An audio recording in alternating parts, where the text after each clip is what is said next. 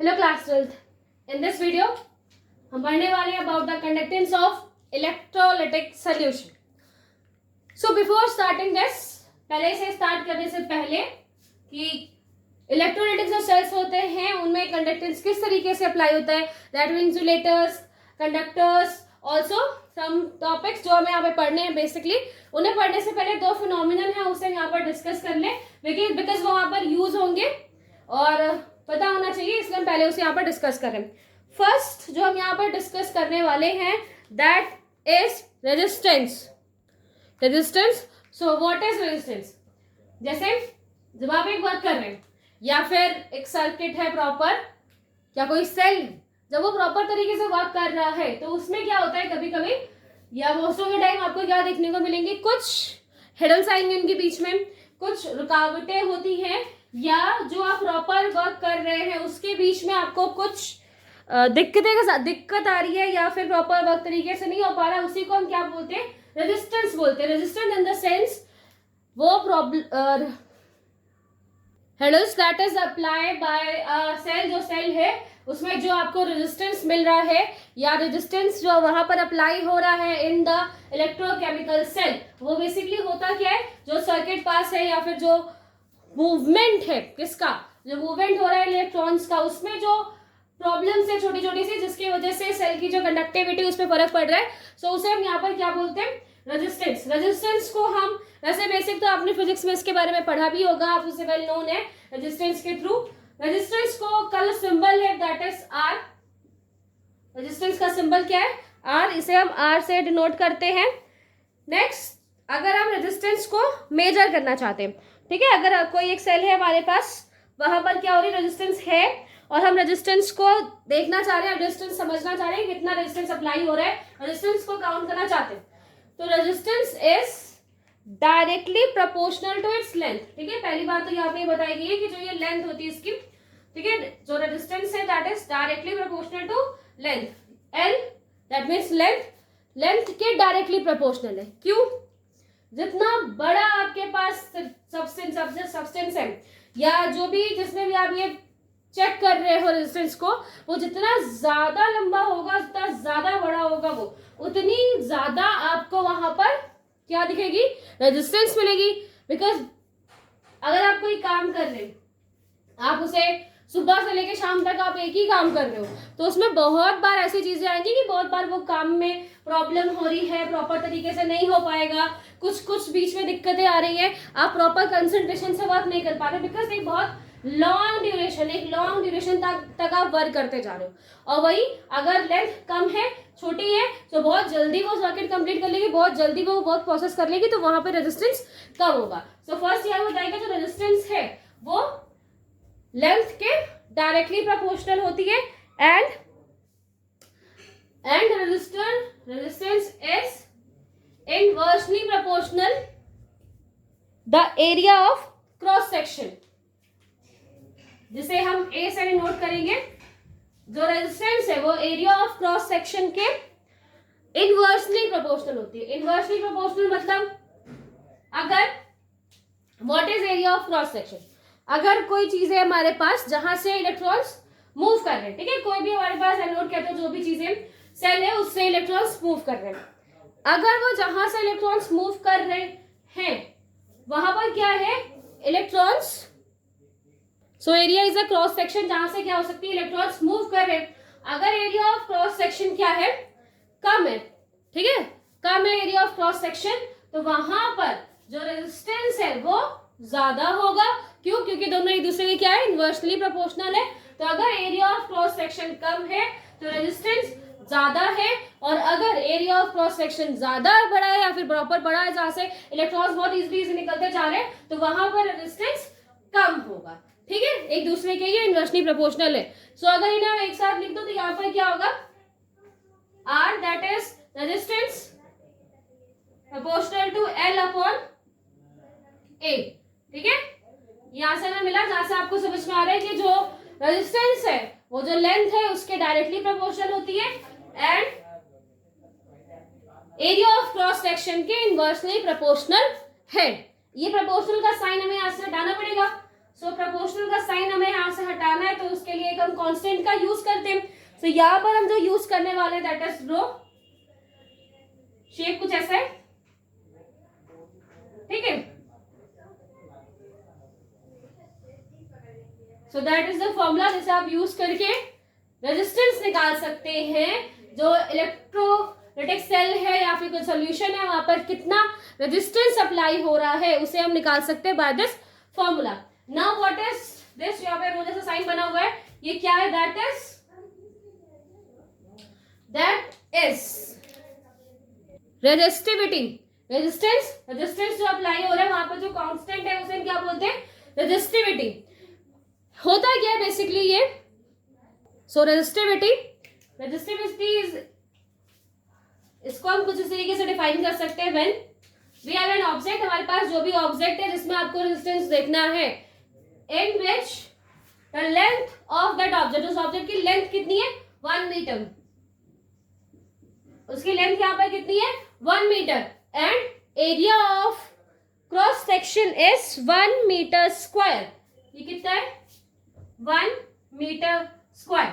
So whenever a object that length have 1 meter and the area of cross section is 1 meter square, at this situation जो आपको resistance मिलेगा, the resistance that will we get in at this situation, तो इस situation पर जो भी आपको resistance मिल रहा है उस resistance को हम क्या बोलते हैं, उस resistance को हम यहाँ पे बोलते हैं resistivity, ठीक है। तो यहाँ से आपको बात समझ में है कि what is resistivity, that is when we found the resistance at the 1 meter length of long length, या फिर 1 मीटर से का जो आपको ऑब्जेक्ट दिया हुआ है और 1 मीटर स्क्वायर एक क्रॉस सेक्शन है, उससे आपको जितना भी रेजिस्टेंस मिल रहा है that's called the resistivity. SI unit of resistivity is ohm metre, ठीक है। रेजिस्टिविटी की अगर SI यूनिट की बात की जाए तो SI unit is ohm metre. Also जो रेजिस्टेंस है, रेजिस्टेंस की भी SI यूनिट है, and SI unit is KG metre square oblique, ठीक है, केजी मीटर स्क्वायर ऑब्लिक साइमन क्यूब एम्पियर डाई स्क्वायर। ये क्या है, यूनिट ऑफ रेजिस्टेंस।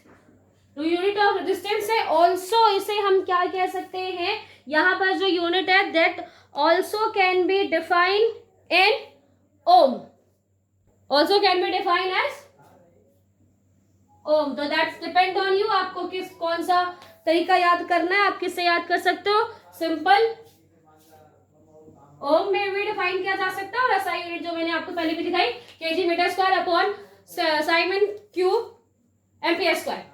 ओके, तो दिस इज रेजिस्टेंस, जिसको हम सिंबल, जिसका सिंबल क्या है, R. What is resistance, the header, the problems, जो रुकावटें आपको फील होती है, जिसकी वजह, जिनका इम्पैक्ट पड़ता है किसी भी सर्किट में, जो भी करंट मूव हो रही है उसको हम क्या बोलते हैं, रेजिस्टेंस। ऑल्सो इसको डिनोट करते हैं by the are.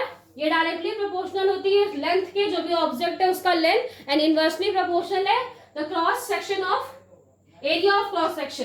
And then यहाँ से जो ये आपको फॉर्मूला मिला है, this constant is resistivity. Resistivity क्या होती है, जब आप 1 मीटर लंबे आपके पास जो ऑब्जेक्ट है उसमें, और उसका जो क्रॉस सेक्शन है वो कैसा है, 1 मीटर स्क्वायर, तो वहां पर जो आपको रेजिस्टेंस मिलता है that's called the resistivity. Unit of resistivity is ohm metre, and इसको मैंने पहले बता दिया था सी। तो ये जो पहला फिनोमिनन है वो हमने उसके बारे में पढ़ा, that is resistance. Next is conductance. Now what is conductance? Conductance just opposite है किसका, रेजिस्टेंस का। क्यों, कंडक्टेंस होता क्या है, कंडक्टेंस मतलब कितने इलेक्ट्रॉन्स इजीली चले जा रहे हैं, कितने इलेक्ट्रॉन्स मूव करते जा रहे हैं, तो वहां पे करंट होती जा रही, बनती जा रही है। रेजिस्टेंस क्या था, वो उन्हें रोक रही थी, कुछ प्रॉब्लम वहां पे क्रिएट होती है, या फिर ऐसा कुछ वे हो जाता है जिससे वो मूव करके जाते हैं, तो उनकी जो स्पीड है थोड़ा सा इम्पैक्ट पड़ता है उस पर। तो वो क्या था, वो उन्हें रोक रहा था। और ऑल्सो यहाँ पर क्या है कि वो कितने इजिली निकल सकते हैं, कितना इजिली वो मूव करे, उतनी ज्यादा हमें करंट मिले, तो दैट्स कॉल्ड द कंडक्टेंस। सो यहाँ से आपको पता चला कि कंडक्टेंस जो है वो इनवर्सली प्रोपोर्शनल होता है रेजिस्टेंस के, तो उसे हम इस तरीके से लिख सकते हैं कंडक्टेंस को, यस ऑफ कोर्स यहाँ पर कंडक्टेंस को G से प्रमोट किया जाता है, डिनोट किया जाता है. So G inversely proportional to 1/R. Now what is R? R is resistance. So जब भी हमें कंडक्टेंस निकालना है तो अब जो कंडक्टेंस है वो रेजिस्टेंस का जस्ट अपोजिट होता है. अभी आपने इसके पहले पढ़ा है कि रेजिस्टेंस क्या होता है, ठीक है. अभी आपने इसके पहले पढ़ा हुआ था कि रेजिस्टेंस क्या है. Okay, we are not using this, हम डायरेक्ट ये लिख रहे हैं. अच्छा हाँ, उसे करने की जरूरत क्यों है? Sorry for this. ओके, मैंने अभी इसके पहले रेजिस्टेंस में लगाया था तो वो, सो नो प्रॉब्लम. सो यहाँ पे कंडक्टेंस क्या है? कंडक्टेंस रिजर्व क्या है वो, उसका जस्ट अपोजिट है, reverse. So on the place of R या रेजिस्टेंस के प्लेस में आप क्या लिख सकते हो? Resistance, resistivity, length upon A, right. अब ये क्या होगा? ए ऊपर चला जाएगा, वी नो दैट. सो अभी से हम कुछ इस तरीके से भी लिख सकते हैं, ए अपॉन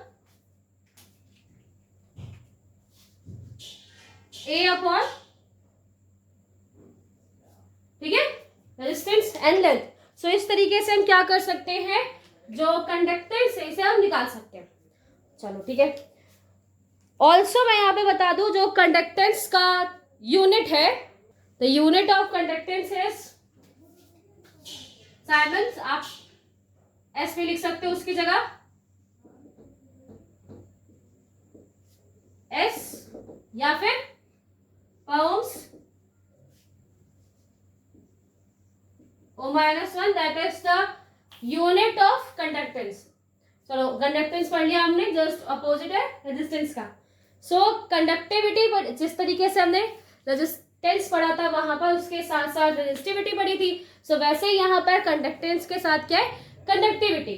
अब नाउ व्हाट इज कंडक्टिविटी? जिस तरीके से रेजिस्टेंस अपोजिट है या फिर जो रेजिस्टेंस के अपोजिट कंडक्टेंस होता है, वैसे ही रेजिस्टिविटी के अपोजिट है हमारी कंडक्टिविटी. कंडक्टिविटी को हम यहाँ पर डिनोट करेंगे by kappa, kappa that is K. ठीक है, ये क्या है? कप्पा. और कप्पा क्या है? कप्पा इनवर्सली प्रोपोर्शनल होता है किसके? हमने किसके प्रोपोर्शनल बताया इसको? इनवर्सली प्रोपोर्शनल है रेजिस्टिविटी के. So kappa is inversely proportional to the resistivity. अभी इसके पहले हमने रेजिस्टिविटी पढ़ी हुई है, उसका जस्ट अपोजिट क्या होता है? कंडक्टिविटी. सो अब इस वैल्यू को हम यहाँ पर पुट कर सकते हैं कि अगर हम यहाँ से P की वैल्यू निकाल लें या फिर यहाँ पे जो रो यूज किया हुआ है, रेजिस्टिविटी यूज किया है, इसकी हम वैल्यू निकाल के उसको कहाँ पर अप्लाई कर देते हैं? दिस क्या होगा? ये यहाँ पे चला जाएगा 1/K.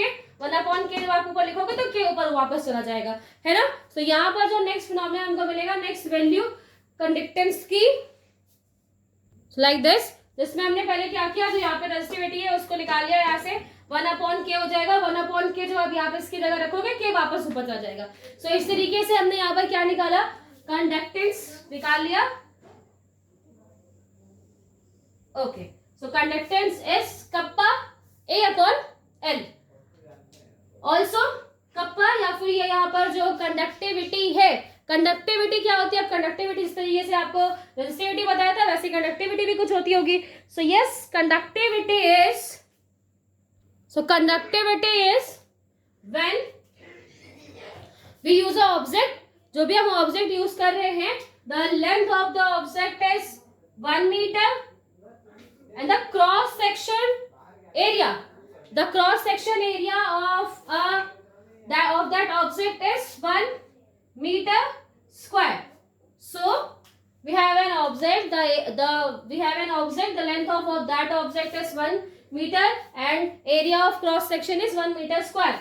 Then जो आपको कंडक्टिविटी या फिर जो आपको कंडक्टेंस मिलता है, जितना कंडक्टेंस आपको वहां पर मिल रहा है in this situation, that's called the conductivity. उसे हम क्या बोलते हैं? उसे हम बोलते हैं कंडक्टिविटी. हम उसे यहाँ पर बोलते हैं. So and the unit of conductivity is siemens per metre. ठीक है, कंडक्टेंस की यूनिट क्या थी? Siemens, and conductivity siemens per metre. So इस तरीके से आपने ये पढ़ा two phenomenon, that is working in electrolytic solution. So जो कि हमने यहाँ पे पढ़ा about the resistance and conductance. Easy है, आई थिंक आपको समझ में आ जाएगा. And always do not forget to remember the formulas. आपको सारे फॉर्मूलाज याद रखने हैं बिकॉज इन्हीं को हमें यूज करना है. आफ्टर दैट सो यहाँ पर हम इसे फिनिश करते हैं. लेकिन अभी इसके बारे में जो इसके नेक्स्ट टाइप्स है, मटेरियल्स है, जिसमें हमें conductors, insulators, also semi conductors के बारे में पढ़ना है. ओके.